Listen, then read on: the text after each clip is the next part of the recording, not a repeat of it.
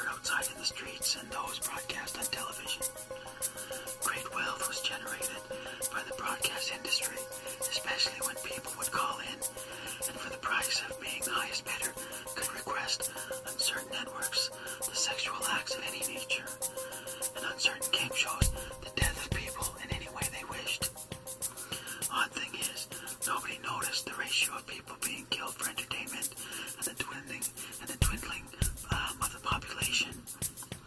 The first group to disappear was the unwanted, the street people that were contributing nothing to the global economy.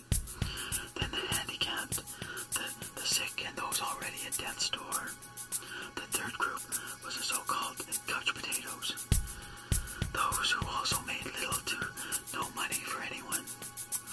Later were those who wanted nothing to do with the global system, those who wouldn't accept the electronic, computerized identification system for the world economy. All those different groups were rounded up, put into concentration camps, and killed one by one.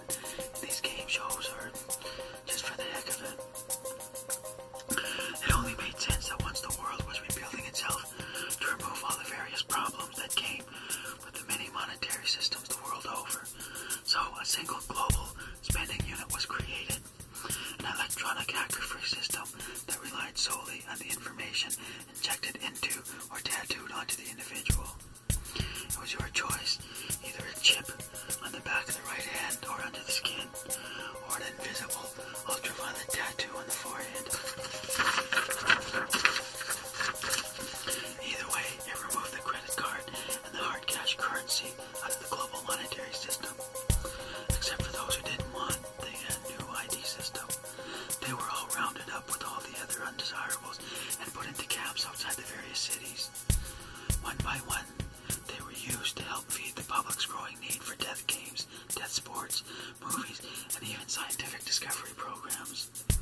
Watching people killed and tortured became a staple of people's daily lives, even more so than live sex TV.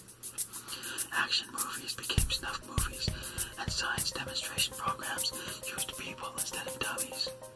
But death for the sake of death became only what people wanted. Those in control were simply reducing the population to a size they could control with greater ease, and with the evidence they called manipulability. It was certainly a dark and terrible world. The only people that were relatively safe were those in highly secured and gated communities. The rest of the population was literally feeding off one another. If you were not a pretty person or a good money maker, you were part of the lower rung of society, those barely surviving off of heavily taxed wages and living in areas that resembled battlegrounds. So-called peace and prosperity existed as something to strive for or to be enjoyed to the fullest extent. Most people lived indoors as violence outside escalated to the point where there was so much smoke in the air that night and day almost looked the same. So much ash in the air that the sun and moon were scarlet in color, and the rains would often produce toxic hail that would literally burn the plant life and poison all the freshwater sources. Definitely not a place I would call paradise, unless of course you were one of society's great monetary producers, in which case it was the best of all possible conditions anyone could ask for, as long as you didn't think about the great outdoors. Anyway, so now this group of 12 are either following their very own desires or are using the devil's power to get what they want. Either way, they use the Bible to guide the world into what is established by a single individual, the so-called, this is a guy with all the answers, the guy with all the answers, the so-called Antichrist, or the one world leader. Anyway, that's it for this section. Somebody's coming. I've got another section to go through, to find, and to put in order. I'll get back to you in a second. Don't have time. Come on, we'll go do that later. Okay, wait.